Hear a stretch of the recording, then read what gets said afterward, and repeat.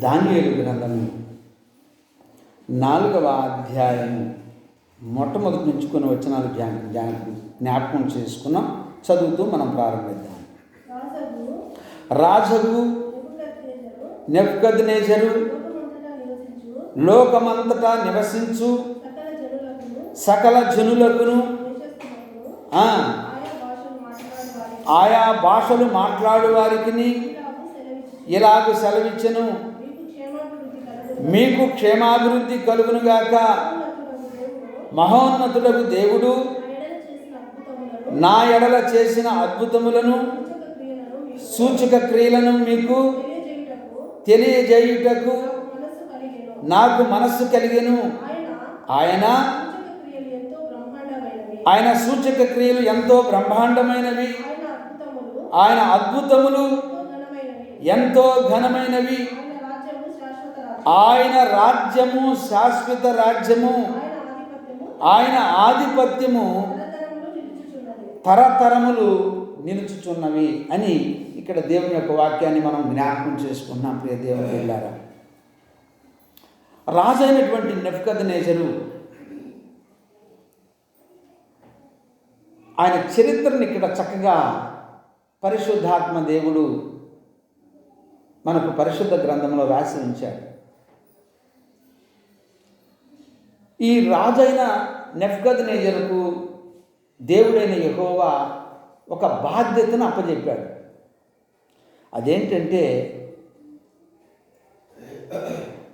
ఈ యొక్క ఒక దేశాన్ని, ఆ దేశంలో చాలామంది ప్రజలు, చాలా గ్రామాలు, చాలా కొండలు, చెట్లు, సముద్ర తీర ప్రాంతాలు అన్నిటినీ కూడా ఆయనకు బాధ్యతను అప్పచెప్పాడు. వాటిని పరిపాలన చెయ్యి, వాటి మీద నీవు అధికారిగా ఉండు, వాటన్నిటిని కూడా సంరక్షిస్తూ వాటిని కాపాడుతూ వాటి కొరకు ఒక కావలివానిగా,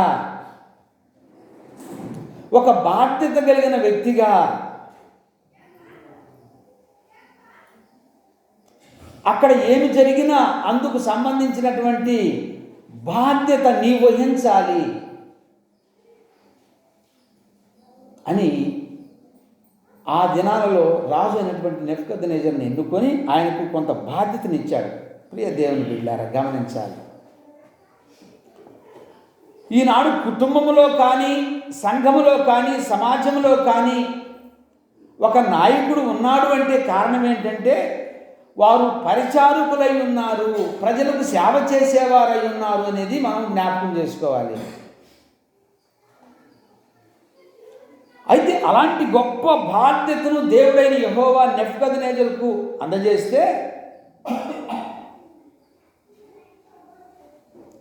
ఈ మొదటి అధ్యాయం నుంచి కనుక, దానియేలు గ్రంథం మొదటి అధ్యాయం నుంచి కనుక మనం చూస్తే, మన పితరులైన ఇశ్రాయేలీయులు తప్పు చేసినప్పుడు వారి మీద యెరూషలేమునకు నెబుకద్నెజరును ప్రేరేపించి అక్కడ ఉన్న సమస్తాన్ని కూడా, అక్కడ దేవాలయంలో ఉన్న సమస్తాన్ని కూడా కొల్లగొట్టుకొని తీసుకుని వచ్చి వాళ్ళ దేవత మందిరములో పెట్టి అక్కడ ఉన్నటువంటి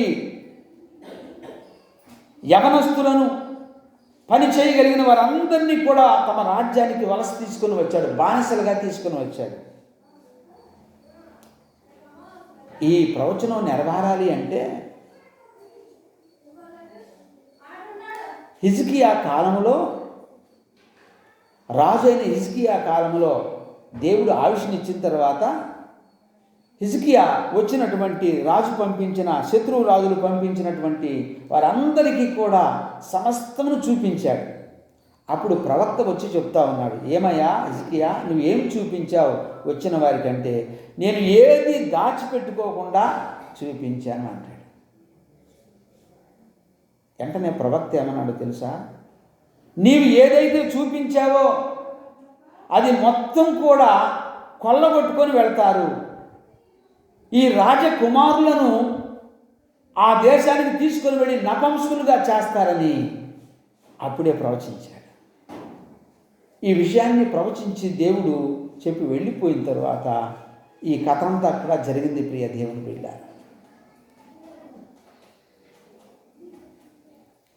ఇప్పుడు కొంతమంది బాలులను రాజవంశములో ఉన్న వారిని, తెలివి కలిగిన వారిని ఒక నలుగురిని ఎంపిక చేసుకొని, చాలామందిని ఎంపిక చేసుకున్నారు.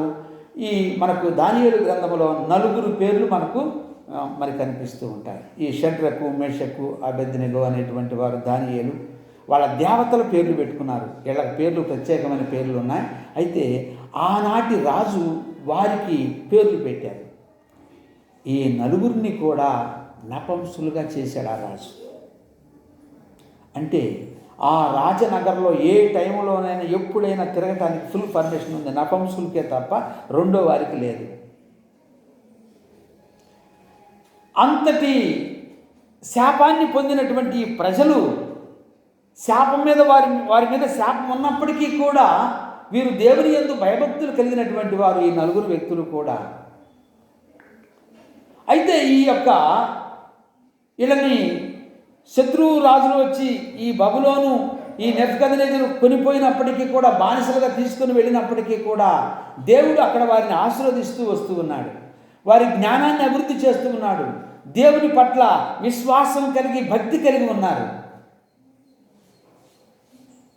మనం కూడా కొన్ని శ్రమలు ఉన్నప్పుడు, కొన్ని నిందలు ఉన్నప్పుడు, కొన్ని వ్యతిరేకతలు ఉన్నప్పుడు ఎలా ఉండాలంట? మనం కూడా దేవుని మీద విశ్వాసం కలిగి ఉండాలి. అనుకూలత ఉన్నప్పుడే కాదు, ఆనందం ఉన్నప్పుడే కాదు, సంతోషం ఉన్నప్పుడే కాదు, కొన్ని వ్యతిరేకతలు ఉన్నప్పటికీ కూడా ప్రభువు వైపు చూస్తూ ప్రభువుని గణపరిచే వారమై ఉండాలి అనేటువంటి విషయాన్ని మనం జ్ఞాపకం చేసుకోవాలి ప్రియ దేవుని బిడ్డలారా. అయితే మనము సంతోషంగా ఉన్నప్పుడు మాత్రమే దేవుని స్తుతించడానికి, లేక దేవుని మందిరానికి వెళ్ళడానికి ఇష్టపడతాం. కష్టం వచ్చినప్పుడు, బాధ వచ్చినప్పుడు దూరంగా ఉంటూ ఉంటాం. అయితే ఈ నలుగురు వ్యక్తులు కూడా ఎప్పుడు కూడా దేవుణ్ణి సేవిస్తూ, ఆ రాజ్యంలో పనిచేస్తూ, పరాయి రాజ్యంలో బానిసలుగా పనిచేస్తున్నప్పటికీ కూడా అక్కడ కూడా నమ్మకంగా ఉంటూ ఉన్నారు. వారి జీవితంలో ఇది పరాయి దేశం, పరాయి రాజు కింద ఉన్నాం, వేరే వాళ్ళతో చేతులు కలిపి ఏదో చేద్దామనేటువంటి ఆలోచన లేదు. మనమైతే ఏం చేస్తాం? అనుకూలంగా ఉంటే అనుకూలంగా పని చేసుకుంటాం, అనుకూలంగా లేకపోతే వెంటనే ఎదుటోడు చేసే పనికి పుల్లలు పెడుతూ ఉంటాం. అంతేనా కాదా? అన్ని దేశాల వాళ్ళని పిలిచి అన్ని దేశాల యొక్క ఎండ్రకాయలను తీసుకొచ్చారంట, పందెంలోకి తీసుకొచ్చి పెట్టారట. చాలామంది ఉపమానం చెప్తుంటారు. అందరూ అట వారి ఎండ్రకాయలు వేసి ఆ పాత్ర మీద మూత పెట్టారట. మూత పెడితే మన భారతదేశ ప్రజలు దాని మీద, ఆ పాత్ర మీద మూత పెట్టలేదంట. వేరే దేశం ఆయన అడిగాడంటే, ఏంటా మీరు మూత పెట్టలేదా, వెళ్ళిపోతాయంటే, అంత తేలిగ్గా మా ఎండ్రకాయలు వెళ్ళవండి అన్నారంట. అదేంటంటే ఆ దేశపు ఎండ్రకాయలు ఎవరికి వారు స్వయంగా ఎక్కి అవతలకు దిగి వెళ్ళిపోతున్నాయి అంట. అందుకని వారు దాని మీద మూత పెట్టారు, ఎక్కి వెళ్ళిపోకుండా. మన దేశపు ఎండ్రకాయలని మూత తీసి వదిలిపెడితే ఒకటి ఎక్కగానే ఇంకొకటి వెళ్ళి దాన్ని పట్టుకొని లాగుతుందంట. అంటే అది ఎక్కదు, ఎక్కేదాన్ని ఎక్కనేదు. అందుకని ప్రభువు చెప్తూ శాస్త్రుల పరిచయం గురించి, మీరు ఎల్లరు పరలోకానికి, వెళ్ళేవారిని వెళ్ళనివ్వరు. వారి మీద భారాలు, వారి మీద బాధ్యతలు ఆటంకపరుస్తూ ఉంటారు. ఈనాటి సంఘ వ్యవస్థ, కుటుంబ వ్యవస్థ, సమాజపు వ్యవస్థ అంతా కూడా ఆ రీతిగా దిగజారింది ప్రియ దేవుని బిడ్డలారా. పని చెయ్యని చేత కాదు, చేసేటువంటి వారికి చెయ్యకుండా ఆటంకపరిచేటువంటి పరిస్థితులు మనం చూస్తూ ఉన్నాం. మనం పోయిన వారంలో నెహెమ్యాను గురించి మనం మాట్లాడుకున్నాం కదా. నెహెమ్యా రాజు దగ్గర నుంచి వచ్చి ఆ దేవుని ఆ పడిపోయిన యెరూషలేము ప్రాకారాలు కట్టడానికి ప్రయత్నం చేస్తూ తన పనివారు అక్కడ ఉన్న వారందరిని చైతన్యం చేసి కడుతూ ఉంటే, ఈ సన్బల్లట్ అనేటువంటి వాడు ఏం చేస్తున్నాడు? వాడితో ఉన్న స్నేహితులు ఆటంకపరుస్తూ వచ్చారంట కదా. ఈనాడు మనం కూడా మన మందిరాన్ని చిన్న చిన్నగా కొన్ని మార్పులు చేర్పులు చేసుకుంటున్నాం. మన మీద కూడా అనేక కళ్ళు ఉన్నాయి. వీళ్ళు శుభ్రంగా చేస్తూ ఉన్నారు, దీన్ని ఎలా చెడగొట్టాలి, ఎలా దీన్ని ఆటంకపరచాలి అని. అర్థమవుతుందా? మనం చేసేది మన సొంత పని చేయట్లా. 5,000 10,000 వేసుకొని మనం అందరం కలిసి ఏం చేస్తున్నాం? దేవుని ఇంటిని బాగు చేస్తూ ఉన్నాం అంతే తప్ప దీన్ని ఎవరు ఎత్తుకొని పోరు. ఆనాడు మిషనరీలు తెచ్చారు, మన పితరులు కట్టారు, నివసించి వెళ్ళిపోయారు. ఈ యుగంలో మనం నివసిస్తూ ఉన్నదాన్ని శుభ్రం చేసుకుంటూ ఉన్నాం. అది తప్పేమి కాదు, ఆక్షేపణ అంతకంటే కాదు ప్రియ దేవుని బిడ్డ. అయినా ఈ పనికి కూడా అనేక మంది ఆటంకాలు చేసేటువంటి ప్రజలు ఉండకపోలేదు. అయినా ఎన్ని ఆటంకాలు ఆక్షేపణలు చేసినప్పటికీ కూడా ఇది దేవుని పని. దేవుని పని ఎవరి ద్వారా ఎలా చేయించుకోవాలో ఆయనకు బాగా తెలుసు. దేవునికి ఆయన పనిని ఎవరి ద్వారా ఎలా చేయించుకోవాలో బాగా తెలుసు. చేయించుకునేవాడు దేవుడు. పని చేసేవారు మానవులై ఉంటే ఆయన పని చేయించుకునేవాడు ఆ మానవుని ద్వారా చేయించుకునేవాడు దేవుడు. ఇది గమనించాలి ప్రియ దేవుని బిడ్డారా. అయితే ఈ దానియేలు గ్రంథంలో మనం చూస్తూ వచ్చినప్పుడు ఈ 4వ వచనానికి వద్దాం. 4వ అధ్యాయం 4వ వచనాన్ని చూద్దాం. ఇక్కడ చదవమ్మా.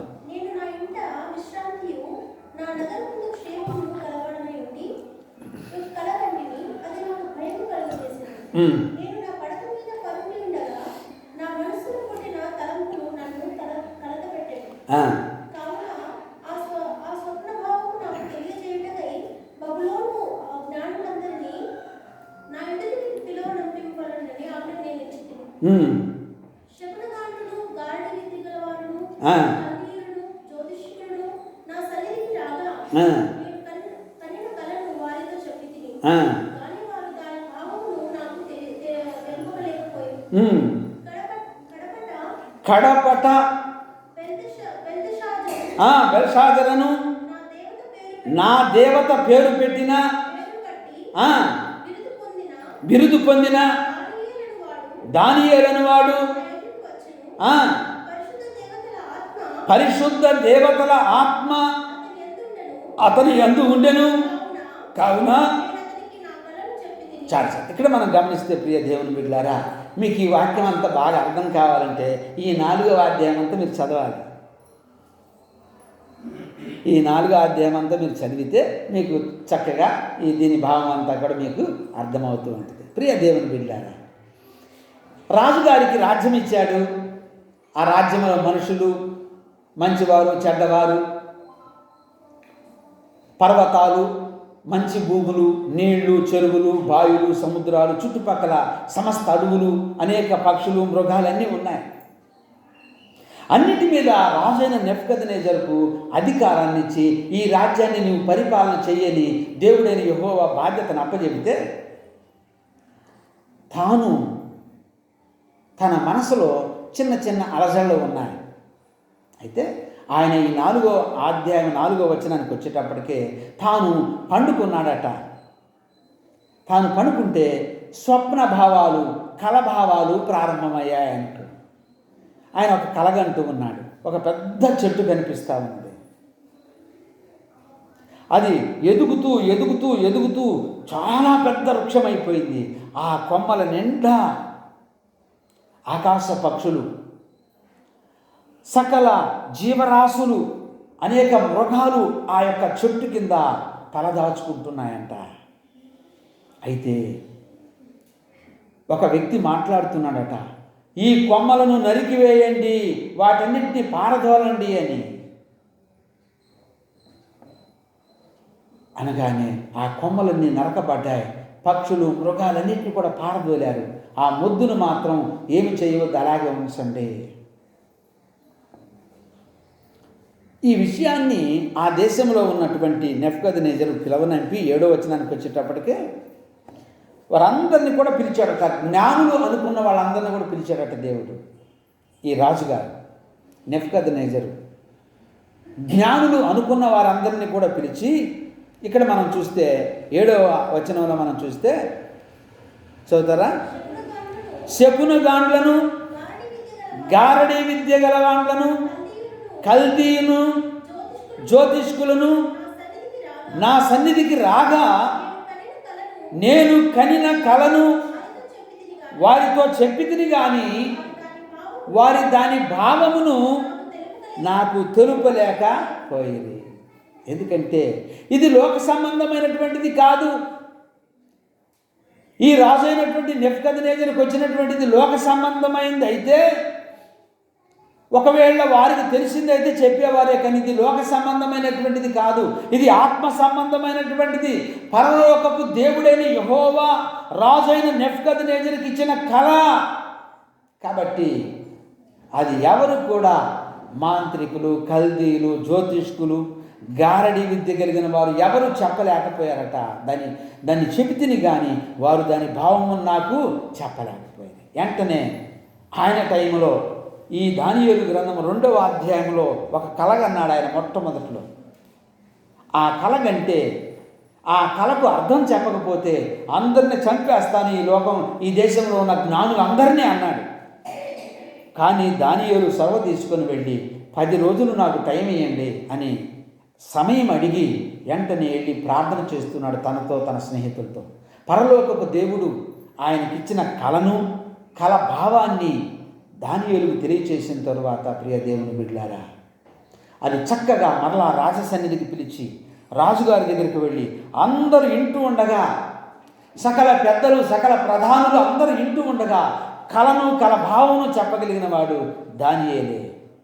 అయితే ముందుగా ఈ కళకు కూడా దేశంలో ఉన్నవారికి, ఆ దేశంలో నివసించే వారికి, ఆ దేశంలో మేము గొప్ప అనుకున్న వారికి వారందరినీ పిలిచి తన సన్నిధికి కళను చెప్పాడు. కానీ ఈసారి కళభావాన్నే చెప్పలేకపోయారట. ఇక్కడ రాజైన నెబుకద్నెజరును కూడా మనం గమనిస్తే మొట్టమొదటిగా తన రాజ్యంలో ఉన్న స్థానికంగా ఉన్న ప్రజలకే ప్రిఫరెన్స్ ఇచ్చాడు. వారెవరట? కల్దీలు, మాంత్రికులు, జ్యోతిష్కులు కదా, శకునగానులు, వీళ్ళందరినీ పిలిచి కళ చెబితే కళకు అర్థం చెప్పలేకపోయారు. ఫస్ట్ అయితే 2వ అధ్యాయంలో కళ చెప్పాయా, కళకు భావాన్ని చెప్తామన్నారు. ఇప్పుడు కళను చెప్పాడు, కళకు భావాన్ని కూడా చెప్పలేకపోయారు. ప్రియ దేవుని బిడ్డలారా, అయితే బానిసలుగా ఉన్నటువంటి ఈ 4 వ్యక్తులు, బానిసగా ఉన్నటువంటి దానియేలు కూడా ప్రముఖుడై రాజసన్నిధిలో కూర్చొని ఉన్నాడు. మంత్రులు, సామంతులు, ప్రధానులు అందరూ రాజు తన సింహాసనం మీద కూర్చున్నప్పుడు దానియేలు కూడా ప్రథమ స్థానం ఉన్నది ఆ రాజసన్నిధిలో. అలాగా కూర్చున్నాడు. వీళ్ళందరినీ పిలిచాడు, ఎవరు చెప్పలేకపోయారు. ఇప్పుడు రాజుగారే కలుగు చేసుకొని చెప్తా ఉన్నాడు. నా దేవత పేరు పెట్టినటువంటి బెల్షాజర్ అనేటువంటి పేరు పెట్టబడినటువంటి దానియేలు పవిత్రాత్మ, దేవతల ఆత్మ కలిగినటువంటి వాడిని సాక్ష్యం ఇస్తూ ఉన్నాడు అని దానియేలు ఈ అర్థాన్ని చెప్పగలడు అని అన్నప్పుడు అంట దాదాపుగా 1 గంట సేపు రాజుగారు సన్నిధులు అందరూ చూస్తూ ఉండగా మౌనంగా ఉన్నాడట. అప్పుడు రాజుగారు గమనించి, అయ్యా దానియేలు, నువ్వు భయపడాల్సిన అవసరం లేదు. కళను గురించి కానీ కళ భావమును గురించి కానీ నువ్వు భయపడవలసిన అవసరం లేదు. నిర్భయంగా ఉన్నది ఉన్నట్లుగా చెప్పు, సత్యాన్ని సత్యంగా ప్రకటన చేయను ఆయన, నేను దానికి ఏమీ బాధపడను అన్నాడట. చూచారా, ఉన్నది ఉన్నట్లుగా నెబుకద్నెజరు తన జీవితంలో చెప్పు అని అడుక్కుంటూ ఉన్నాడు. ఆ దేశంలో ప్రథమ స్థానం ముందంజలో ఉన్నటువంటి ఆ దేశంలో ఉన్న బబులోను సంస్థానంలో ఉన్న జ్ఞానులను అడిగితే దాని భావాన్ని చెప్పలేకపోయారు. అయితే కళను కళభావమును చెప్పగలిగినటువంటి దానియేలుకు 2 ఆప్షన్ ఇచ్చాడు. ఈనాడు మనం ఎవరికి ఇస్తాం? మనం ఎవరితో స్నేహం చేస్తాం? ఎవరితో మాట్లాడతాం? ఎక్కువగా పాడు చేసే వాళ్ళతోనే ఎక్కువగా స్నేహం చేస్తాం, వాళ్ళతోనే పంచుకుంటాం. మంచి చేసేవారితో పంచుకోం మంచి మాటలు కదా. ప్రియ దేవుని బిడ్డలారా, దేవుడు చూస్తూ ఉన్నాడు, దేవుడు ఆలోచనిస్తూ ఉన్నాడు. 1 గంట సేపు మౌనంగా ఉన్నాడంట. రాజుగారి నోట ఆ మాట రాగానే దానియేలు అప్పుడు అంటున్నాడట, అయ్యా ఈ కళను కళభావమును అది రాజువైన తమరికి దూరమగునుగాక, అది శత్రువులకు కలుగునుగాక అంటూ ఉన్నాడట. అని తరువాత కళను కళభావమును చెప్తూ, అసలు ఈ పెద్ద వృక్షం ఎవరనుకుంటున్నావయ్యా? నీవే రాజా, ఈ పెద్ద వృక్షము నీవే. రానున్న కాలంలో నీ స్థితిగతులను మార్చటానికి, నీ పరిస్థితిని, నీ ఆలోచన మార్చటానికి దేవదేవుడైన యెహోవా దేవుడు నీకు ఈ కళభావాన్ని ఇచ్చాడు. నీవు మనసు మార్చుకో, నీ ఆలోచన మార్చుకో, నీ తలంపు మార్చుకో, నీ క్రియలు మార్చుకో. నీవే ఒక పెద్ద వృక్షమై ఈ దేశంలో నిన్నే ఎన్నుకున్నాడు, ఒక రాజుగా చేశాడు నిన్ను అని చెప్తూ ఉంటే విన్నాడు చక్కగా. అంతా అయిపోయింది. దాని భావం అంతా కూడా చెప్పేసిన తర్వాత సంవత్సరం పాటు ముందంజలో నువ్వు పడిపోతూ ఉన్నావు, పడిపోతావు, జాగ్రత్త అని సంవత్సరం ముందు ఈ నెబుకద్నెజరుని హెచ్చరిస్తే,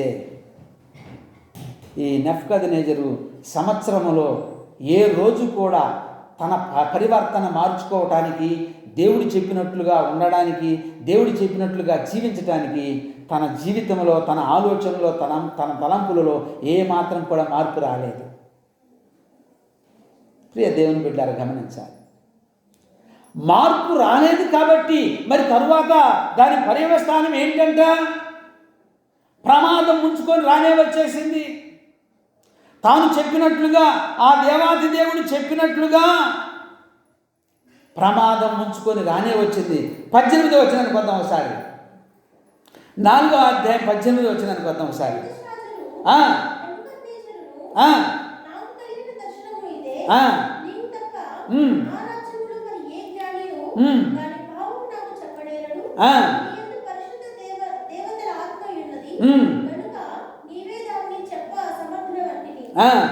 అందుకు బెల్తెషాజరును దానియేలు ఒక గంటసేపు అతి విస్మయం ఉండి మనస్సునందు కలవరపడగా, రాజు బెల్తెషాజరు ఈ దర్శనం వలన గాని దాని భావం వలన గాని నీవు కలవరపడకు అనెను. అంతట బెల్తెషాజరు, నా ఏలినవాడా, ఈ దర్శన ఫలము తమరిని ద్వేషించు వారికి కలుగునుగాక, దాని భావము తమరి శత్రువులకు చెందునుగాక. మేము చూసిన చెట్టు వృద్ధి నుండి బ్రహ్మాండమైన దాయను, దాని పైకొమ్మలు ఆకాశమంతా నట్టుకో, దాని ఆకారము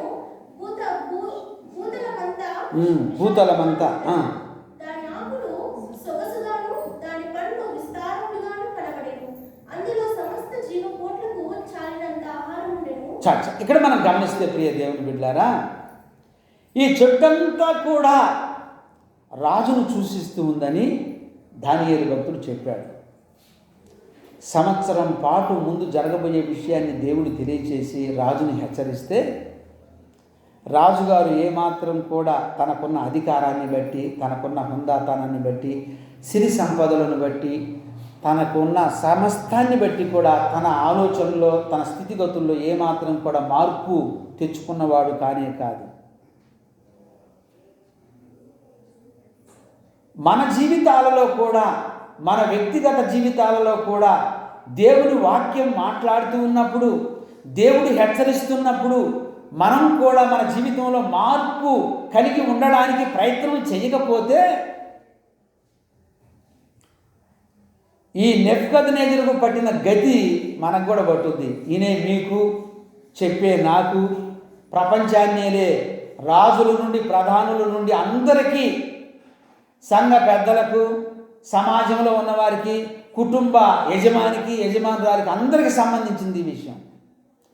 దేవుడు హెచ్చరించినప్పుడు బాధ్యత కలిగినటువంటి ఉన్నతి పదవిని ఇంటిలో ఒక గృహిణికి ఇచ్చినప్పుడు, ఆ యజమానుడికి ఇచ్చినప్పుడు, లేకపోతే సంఘములో ఒక కుటుంబంగా ఇచ్చినప్పుడు, లేక సంఘములో ఒక కుటుంబ పెద్దగా ఇచ్చినప్పుడు, లేక ఒక గ్రామ సర్పంచ్గా ఇచ్చినప్పుడు, లేక ఒక దేశానికి, ఒక రాష్ట్రానికి ఆ గొప్ప పదవి ఇచ్చినప్పుడు, లేక దేశానికి ఒక గొప్ప పదవి ఇచ్చినప్పుడు వాటి యొక్క విలువలను కాపాడుతూ, గౌరవిస్తూ, దేవునికి లోబడి ఉంటే క్షేమంగా, సుఖంగా జీవిస్తారు, నెమ్మదిగా ఉంటారు. అందుకు విరుద్ధంగా దేవుని మాటలు వినక న్యాయాన్ని అన్యాయం చేస్తూ వారి ఇష్టానుసారంగా వారి ఆలోచన చెప్పినట్లే పోయినట్లయితే, దేవుని ఆలోచనను పక్కన పెట్టి శరీర సంబంధమైన ఆలోచనలతో పోయినట్లయితే, ఆత్మ సంబంధమైన ఆలోచనలను వదిలిపెట్టినట్లయితే నెబుకద్నెజరుకు పట్టిన గతి ఈ భూలోకములో శరీరం దాల్చిన ప్రతి వ్యక్తికి పట్టుద్ది. కారణం ఏంటంటే ఆయన న్యాయాధిపతి అయి ఉన్నాడు. ఆయన మానవుల మీద, మానవులు చేస్తున్న రాజ్యాల మీద అధికారం కలిగినటువంటి వాడై ఉన్నాడు. అందరినీ పరిపాలన చేసేవాడు, అధికారం కలిగిన వాడు, ఎవరికి ఏ సమయంలో అధికారమునివ్వాలో, ఎవరి చేత ఏం పని చేయించుకోగలిగినటువంటి సమర్థుడై ఉన్నాడు ఆయన. ఆయనే తండ్రి అయిన యెహోవా దేవుడు. త్రిత్వంలో ఉన్నటువంటి ముగ్గురు త్రిత్వమైనటువంటి దేవుడు ఆయనే. అయితే ఈ ఉదయకాల వేళలో అసలు మనం ఏం చేస్తున్నాం, మనం ఏం మాట్లాడుతున్నాం, మన స్థితిగతులు ఏమిటి, మన ఆలోచన ఏమిటి అనేటువంటిది వ్యక్తిగతంగా ఎవరికి వారు ఆలోచించాలి. ప్రియ దేవుని బిడ్డలారా, యేసు ప్రభు అంతటి వాడే ప్రజలు నన్ను గురించి ఏమనుకుంటున్నారని తన 12 మంది శిష్యుల్ని అడిగాడు ఒకసారి. అడగడానికి గల కారణం ఏమిటి? ఇంకా ఏమైనా వీళ్ళు తిట్టడానికి గల కారణాలు ఇంకా నాలో ఏమైనా ఉన్నాయా, మార్పు చేసుకోవాలనేటువంటి ఉద్దేశంతోనే అడిగి తన జీవితంలో ముందుకు వెళుతూ ఉంటే, నేటి సమాజంలో ఉన్నటువంటి మనము ఎవరిని అడగం, ఎవరి ఆలోచన తీసుకోం, ఎవరి సలహా తీసుకోం. మనకి ఎవడన్నా శత్రువు చెప్పిన వింటాం, ఆ ప్రకారంగా వెళ్ళిపోతాం, పాడైపోతాం, పతనమైపోతాం. అవి కాదు మానవ జీవితంలో, క్రైస్తవ జీవితంలో, క్రైస్తవ కుటుంబంలో, దేవుని సంఘములో ఉండవలసింది. దేవుడు ఏమి చెబుతా ఉన్నాడా, దేవుడు ఏమి చెబితే అది చేయటానికి సంసిద్ధంగా ఉన్నావా లేదా, అది దేవుడు చూసేది. అంతేకాని నీ ఇష్టానుసారంగా నేను జీవించడానికి, నీకు ఇష్టం వచ్చినట్టుగా మాట్లాడటానికి కాదు దేవుడు నిన్ను ఏర్పాటు చేసుకుంది, పిలిచింది, బాధ్యతనిచ్చింది. ఇవన్నీ తెలియాలి అంటే వాక్యం చదవాలి, వాక్యానికి లోబడాలి, దేవుని సన్నిధికి రావాలి. సమాజ మందిరంగా దేవుని వాక్యపు విలువలను చదువుతూ ఇంటూ దానికి లోబడినప్పుడు ఇవన్నీ జరుగుతాయి. ఇవన్నీ లేనప్పుడు ఎవరు, ఏ మానవుడు ఈ యొక్క మార్గాన్ని వెంబడించడానికి అనర్హుడు. పాటించలేరు, పతనమైపోతారు, పాడైపోతారు. కారణం ఏంటంటే దేవుని వాక్యం వినలేదు కాబట్టి, చదవలేదు కాబట్టి, లోబడలేదు కాబట్టి. ప్రియ దేవుని బిడ్డలారా, ఈనాడు అనేక మంది పాడైపోవటానికి గల కారణాలు ఏంటంటే ఇవే. ఈ రాజు అయినటువంటి నెబుకద్నెజరు 27వ వచనానికి వద్దాం ఒకసారి.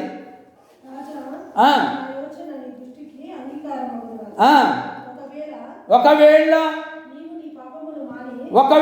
నీవు నీ పాపములు మాని నీతి న్యాయములను అనుసరించి నీవు బాధ పెట్టిన వారి యందు కరుణ చూపిన ఎడల నీకున్న క్షేమము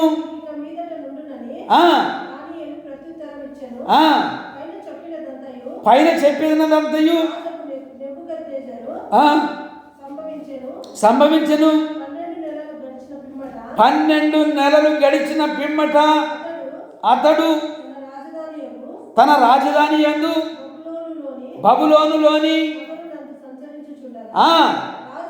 రాజు బబులోనులో ఈ మహావిశాల పట్టణము నా బలాధికారమును నా ప్రభావ ఘనతను కనపరుచుటకై నా రాజధాని నగరముగా నేను కట్టించినది కాదా? తనలో తాను అనుకొనెను. రాజు నోట ఈ మాట ఉండగా ఆకాశము నుండి ఒక శబ్దము వచ్చెను. అదేదనగా రాజు నెబుకద్నెజరు, ఇదే నీకు ప్రకటన, నీ రాజ్యము నీ యొద్ద నుండి తొలగిపోవును.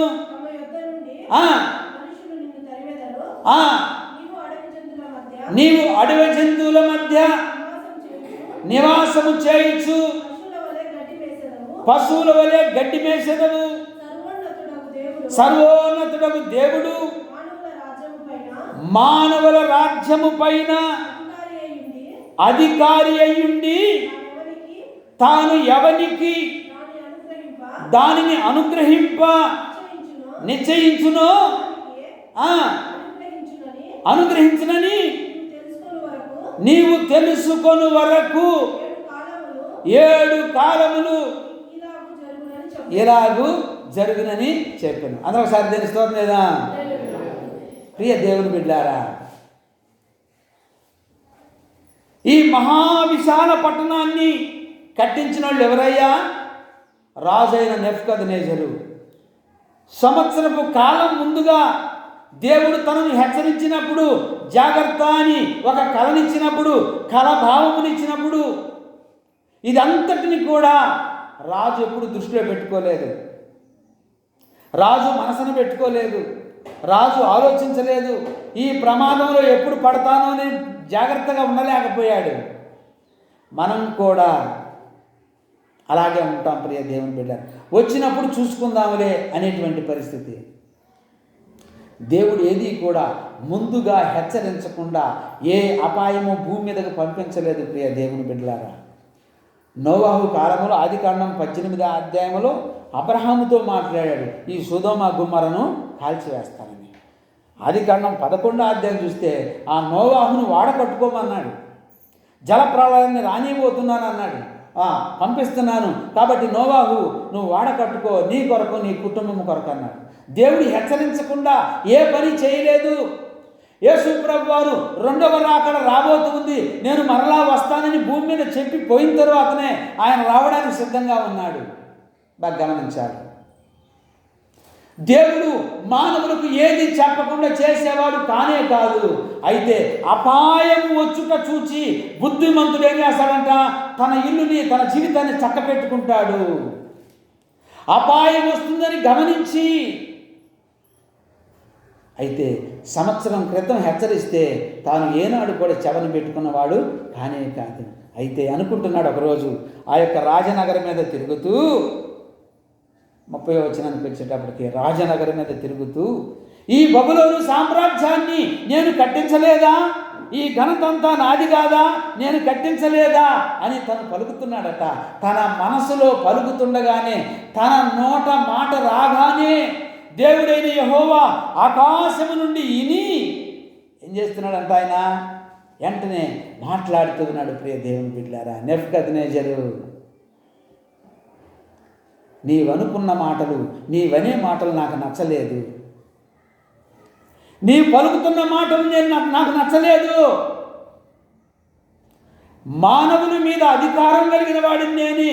మానవ రాజ్యాల మీద ఎవరిని పరిపాలన చేయాలో రూపొందించి నిర్మించేవాడిని నేనే. నేను అనుగ్రహిస్తేనే నీకు అనుగ్రహించబడింది. రాజా, నీకు తెలుసు అసలు ఆ విషయం? నేనే అని గొప్పలు చెప్పుకుంటున్నావా? సమస్తాన్ని ఇచ్చాను. అయితే నీవు గొప్పలు చెప్పుకునే పరిస్థితిని నీ నోట నేను వింటూ ఉన్నాను. చూచారా? హృదయ రహస్యాలు ఎరిగినటువంటి దేవుడు తన నోట మాట రాగానే తీర్పును ప్రారంభించాడంట. ప్రియ దేవుని బిడ్డలారా, తన నోట తన హృదయంలో తలుచుకోగానే తీర్పును ప్రారంభించి ఏం చేశాడు? ఇంతగా పలుకున్నా, నేను కట్టించింది కాదా, నా ఘనత కాదా, నా రాజనగర కాదా, నేను చేసింది కాదని ఎప్పుడైతే తన మనసులో అనుకుంటున్నాడో అది దేవుడైన యెహోవాకు నచ్చలేదు. ప్రియ దేవుని బిడ్డలారా, మానవుల రాజ్యం మీద సమస్తము అధికారం కలిగిన వాడు ఆయనే. నేను ఎవరికి ఇవ్వాలనుకుంటానో వానికే ఇస్తాను, ఎవరిని తీసివేయాలనుకుంటానో వాళ్ళని తొలగించి నేను అనుకున్న వాడిని రాజ్యంలో ఏర్పాటు చేస్తానన్నాడు. సౌలు మహారాజు తన జీవితంలో రాజ్యాన్ని నిలుపుకోలేకపోతే కష్టంతో బాధతో 40 సంవత్సరాలు పరిపాలన చేస్తే బాలుడైన సమూయేలుని దేవుడైన యెహోవా సమూయేలు ద్వారా అభిషేకించి 40 సంవత్సరాలు పరిపాలన చేసే అవకాశాన్ని దావీదు మహారాజుకు అనుగ్రహించాడు. ప్రియ దేవుని బిడ్డలారా, మానవ రాజ్యం మీద అధికారం ఎవరిది అంటే దేవునిదే. మనం ఏం చేస్తాం? నాది అధికారం అంటాం. ఇప్పుడు ఒకవేళ మన బెంగళూరు డీకెన్ బోర్డు వాళ్ళు ఏమంటారు? మా అనుమతి లేకుండా మీరేం చేయకూడదయ్యా అంటారు. అంతేనా? సంవత్సరం అయింది, నవంబర్ నెలలో వచ్చారు వాళ్ళు. వచ్చేసి ఈ చర్చికి ఏదైనా శాంక్షన్ చేసి మరి ఏదో చేద్దాం, బాగా శిథిలావస్థల్లో ఉంది అని చెప్పిపోయారు. ఇంతవరకు తిరిగి చూసిన వాళ్ళు లేరు. ఎవరన్నా ఫోన్ చేస్తే ఏం జరుగుతుందని మాట్లాడతారు. అర్థమవుతుంది నేను చెప్పేది? అది కాదు. బాధ్యత కలిగినటువంటి ఏ వ్యక్తి అయినా, ఏ కుటుంబం అయినా, సంఘ పెద్ద అయినా, విశ్వాసులైనా ఏం చేయాలంట? దేవుని పనిని చేయాలి. గోడల్లో కరెంట్ వస్తూ ఉంది, షాక్ పడతా ఉంది. ఎవరు వేస్తారు? మీరు ఎవరు వస్తారా? లైట్లు వేసేకి వస్తారు? ఎవరైనా ఉన్నారు ఇక్కడ వేసేవాళ్ళు? వస్తే జార్జీ గారు వేయాలి, లేకపోతే మోషే గారు వేయాలి, లేకపోతే ముందుంటే నేను వేయాలి. అంతే. ఈ షాక్ కొట్టే విషయం ఎవరికి తెలుసండి? ఎవరికన్నా తెలుసా? తెలియదు.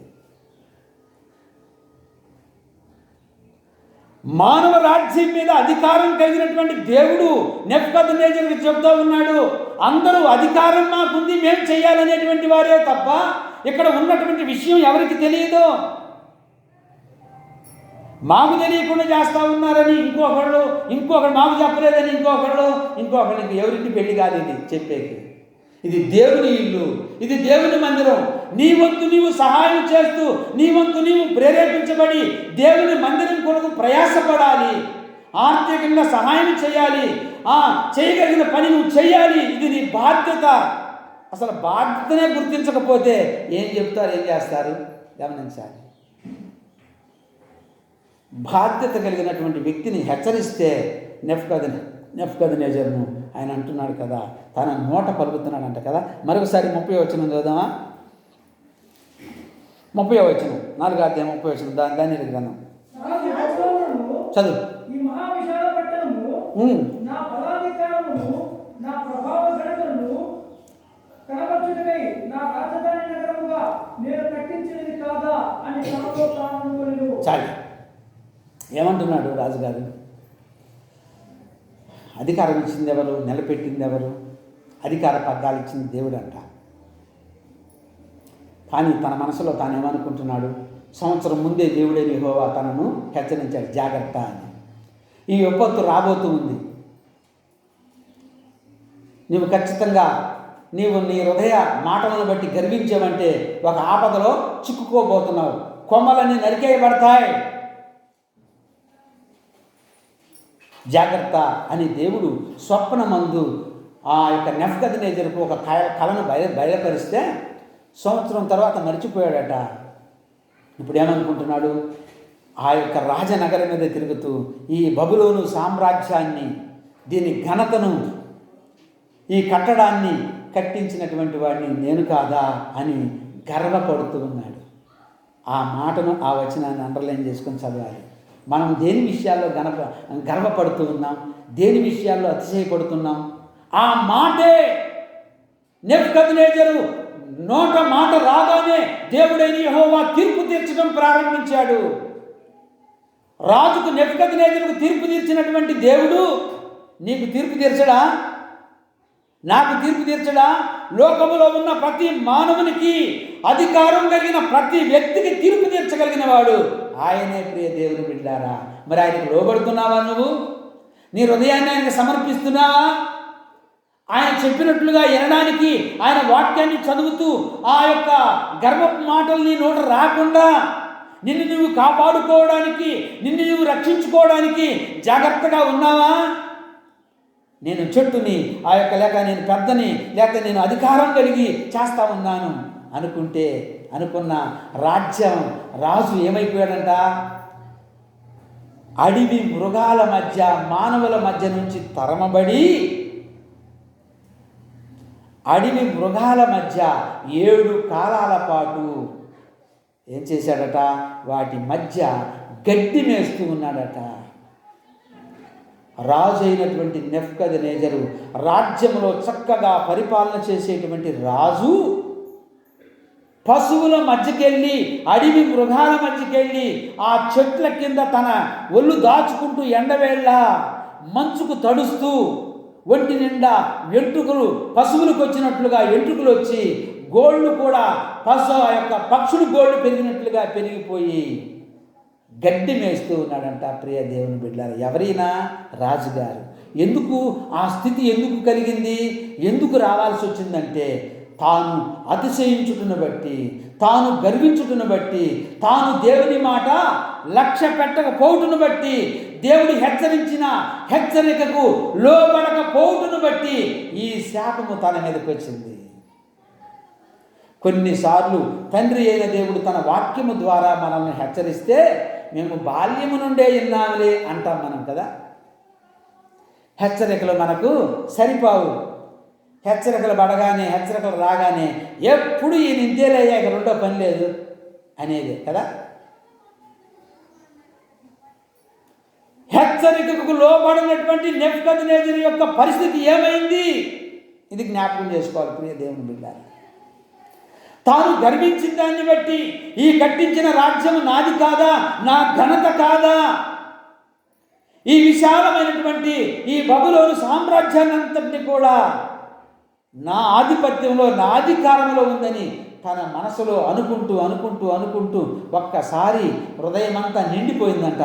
ఆకాశ మహాకాశములు పట్టజాలన దేవుడు, ఆకాశమందున్న దేవుడు ఆ మనిషి యొక్క హృదయంలో ఉన్న ఆలోచనను గ్రహించి తన నోట ఆ మాట రాగానే వెంటనే పలికేసేసాడు. తన మీదకి రావాల్సిన శాపం ఏమనాలి? ఇప్పుడు దీన్ని చెప్పండి, మీరు చెప్పండి. శాపం అనాలా, దీవెన అనాలా? చెప్పరా? శాపం అనాలా, దీవెన అనాలా? బైబిల్ చదివేవాళ్ళన్నా చెప్పండి. శాపం. దేవుని దగ్గర నుండి ఒక స్వరం వినపడుతుందట, శాపంగా మారిపోయింది తన ఆలోచన, తన యొక్క హృదయ పరిస్థితి, తన హృదయ యొక్క గర్వము, తన ఆలోచన యావత్తు కూడా తననేం చేసిందంట? శాపానికి గురి చేసింది. 7 కాలాల పాటు 7 సంవత్సరాల పాటు అలాగే ఉన్నాడట. పశువుల మధ్య తిరుగుతున్నాడు. మానవుల మధ్య నుండి రాళ్ళు తీసుకొని తరిమేశారు. ప్రియ దేవుని బిడ్డలారా, ఎలా ఉన్నాం మనం? ఇనే క్రైస్తవులుగా ఉన్నామా? బ్రతికే క్రైస్తవులుగా ఉన్నామా? దేవుని వాక్యాన్ని ఆచరించే క్రైస్తవులుగా ఉన్నామా? దేవునికి లోబడే క్రైస్తవులుగా ఉన్నామా? దేవుడు చెప్పిన మాటకు లోబడే క్రైస్తవులుగా ఎప్పుడైతే మనం ఉంటామో అప్పుడే దేవుని యొక్క దీవెన మన మీద సంప్రాప్తమవుద్దనేటువంటి విషయాన్ని మనం గమనించాలి. అది కాకుండా, అలాంటి ఆలోచనలు, అలాంటి తలపులు కాకుండా మనం ఉంటే దేవునికి దూరం అయిపోతూ ఉంటాం.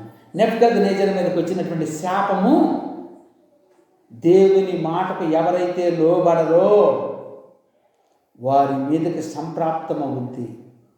వారు తప్పిపోయిన కుమారుని వలె దేశ దిమ్మలై తిరుగుతూ ఉంటారు. దేవుని ఆలయానికి రాలేరు, దేవుని వాక్యాన్ని చదవలేరు, దేవుని సన్నిధిలో ప్రార్థన చేయలేరు, దేవుని గుడిలో అడుగు పెట్టలేరు. ఎందుకంటే దేవుని శాపం వారి మీద ఉంది కాబట్టి. 7 కాలాల పాటు 7 సంవత్సరాల పాటు రాజు అయిన నెబుకద్నెజరు రాజ సన్నిధిలో అడుగు పెట్టలేదు, సింహాసనం మీద కూర్చోలేదు, ప్రజల మధ్య నివసించలేదు, ప్రధానుల మధ్య విచారించలేదు. 7 కాలాలు అయిపోయిన తరువాత మానవ స్వభావం కలిగి ఉన్నాడట. అప్పుడు పశ్చాత్తాపడి పరలోకపు దేవుణ్ణి జ్ఞాపకం చేసుకొని తన తప్పును తాను గుర్తు చేసుకొని మరలా దేవుని వైపు చూసినప్పుడు మానవన స్వభావం ఇచ్చాడట దేవుడు. ప్రియ దేవుని బిడ్డలారా, తప్పిపోయిన కుమారుడికి ఆకలి కొనినప్పుడు, ఆ దేశంలో కరువు వచ్చినప్పుడు, తినడానికి తిండి లేనప్పుడు, తాగడానికి నీళ్లు లేనప్పుడు తండ్రి ఇల్లు గుర్తొచ్చినట్లుగా ఈ వ్యక్తికి కూడా 7 కాలాల పాటు అరణ్యములో పశువుల మధ్య జీవించి గడ్డి తిని అప్పటికొచ్చిందంట బుద్ధి. కాబట్టి అప్పుడు ఎప్పుడైతే మనసులో చిన్నగా పరివర్తన చెందుతున్నాడో అప్పుడు దేవుడు మానవ మనసు ఇచ్చాడు. కాబట్టి వెంటనే పశ్చాత్తాపడ్డాడు, క్రమశిక్షణ పొందాడు. కాబట్టి మరలా తిరిగి రాజ్యంలో అడుగుపెట్టడం జరిగింది. ప్రధానులు అందరూ కూడా తనను ఆహ్వానించి తనకు ఆలోచన చెప్పడం జరిగిందంట. ప్రియ దేవుని బిడ్డలారా, మరి ఎలా ఉన్నాం మనం మన కుటుంబం, మన సంఘం, మన వ్యక్తిగత జీవితం ఎలా ఉంటున్నాం? అసలు మన స్థితిగతులు ఏంటి? మనం ఎటు వెళుతున్నాం? మన ఆలోచనలు ఎటు వెళ్తున్నాయి? మన తలంపులు ఎటు వెళ్తున్నాయి? మనకు ఆశీర్వాదకరంగా ఉన్నాయా? మనకు దీవెనకరంగా ఉన్నాయా? మన ఆలోచనలు, మన తలంపులు మనకు శ్రమలు తెచ్చిపెడుతున్నాయా, అవమానాలు తెచ్చిపెడుతున్నాయా అనేటువంటిది ఎవరు ఆలోచించరా? దేవుని వాక్యము మానవుని ఆలోచింపచేసేది. మనం ప్రతి విషయంలో ఆలోచించాలి. దేవుని వాక్యాన్ని ఆలోచించినప్పుడే దేవుని యొక్క దీవెన, దేవుని యొక్క ప్రేమ కలిగి ఉంటాం. ప్రియ దేవుని బిడ్డలారా, ఆలోచించకపోతే, అవగాహన లేకపోతే, అర్థం చేసుకోలేకపోతే అంతా వ్యర్థమైపోతూ ఉంటుంది. మనము చేసే అవివేకపు పనులు, అవివేకపు ఆలోచనల ద్వారా దేవుని యొక్క శాపం మానవులకు సంప్రాప్తమై దేశ దిమ్మరినిగా చేస్తుంది. అలనాడు ఆదికాండములో తప్పిపోయినటువంటి ఎవరట ఆయన? మొట్టమొదటి నరహంతకుడు కయ్యోను. దేశదిమ్మరై తిరుగుతున్నాడు. రెండవ వాడు తప్పిపోయిన కుమారుడు దేశదిమ్మరై తిరుగుతున్నాడు. మూడవ వాడు రాజు అయినటువంటి నెబుకద్నెజరు 7 కాలాల పాటు అరణ్యంలో తిరుగుతున్నాడు. మరి నువ్వు ఎక్కడ తిరగాలనుకుంటున్నావు? ఎక్కడ తిరుగుతూ ఉన్నావు? అసలు ఆలోచించరా? ప్రార్థన చేయరా? వాక్యానికి లోబడరా? దేవుని మాటకు లోబడి జీవించి దేవుని దీవెనలు పొందరా? ఆశీర్వాదాలు పొందరా? ఎలా ఉందో మనల్ని మనం పరిశీలన చేసుకోకపోతే రాజు అయిన నెబుకద్నెజరు మీదకి వచ్చినటువంటి ఉగ్రత మన మీద కూడా దేవుడు సునాయాసంగా పంపించగలడనేటువంటి విషయాన్ని మనం గమనించాలి. ప్రియ దేవుని బిడ్డారా, ఈ పరిశుద్ధ ఆదివారపు దినమందు కేవలము రాజు అయినటువంటి నెబుకద్నెజరు తన జీవితంలో గొప్ప ఈ 2వ అధ్యాయంలో తాను కన్నిన కలకు దానియేలు అర్థం చెప్తా ఉన్నాడు. ఆ బ్రహ్మాండమైనటువంటి 90 అడుగుల ఎత్తు కలిగినటువంటి ప్రతిమ, ఆ యొక్క శిరస్సు నీవేనయ్యా, అదంతా కూడా బంగారంతో నింపబడింది. నీ పరిపాలన బంగారము, నీవు బంగారముతో సమానమై ఉన్నావని దానియేలు దేవుని దృష్టిలో, దేవుని సన్నిధిలో పైకెత్తితే, అంతగా ఘనపరిస్తే, అంతగా దీవిస్తే, అంతగా ఆశీర్వదిస్తే, నీవు నీ రాజ్యము అంత గొప్పగా ఉందని దేవుడు మెచ్చుకుంటే, దానికి కళాక అర్థము దానియేలు చెబితే మెచ్చుకున్నటువంటి ఈ యొక్క నెబుకద్నెజరు కొద్ది దినాలకు ఏమైపోయాడంట? పడిపోయాడు, పతనం అయిపోయాడు. దేవుని మాట వినలేదు, దేవుని మాటకు లోబడలేకపోయాడు. మరి గ్రహిస్తున్నామా? రాజు అయిన నెబుకద్నెజరు యొక్క జీవితం పతనం కావడానికి కారణం ఏంటి? ఎలా పతనమయ్యాడు? మరి మనం ఎలా ఆశీర్వదించబడుతున్నాం, లేక మన కుటుంబం ఎలా పతనమైపోతుంది, ఎలాంటి పరిస్థితుల మధ్య ఉన్నాం అని ఒక్కసారి కూడా ఆలోచించమా? దేవుని బిడ్డ, ఆలోచించాలి. ఎందుకు ఇలాంటి పరిస్థితి ఎందుకు జరుగుతుందని ఒక్క క్షణం ఆలోచించాలి.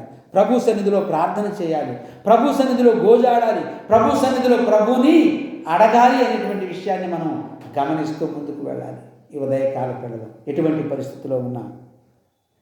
చెట్టు, ఈ నెబుకద్నెజరు యొక్క జీవితాన్ని చెట్టుగా భావించి గొప్పగా ఉన్నతమైన శిఖరాలకు అందించిన దేవుడు.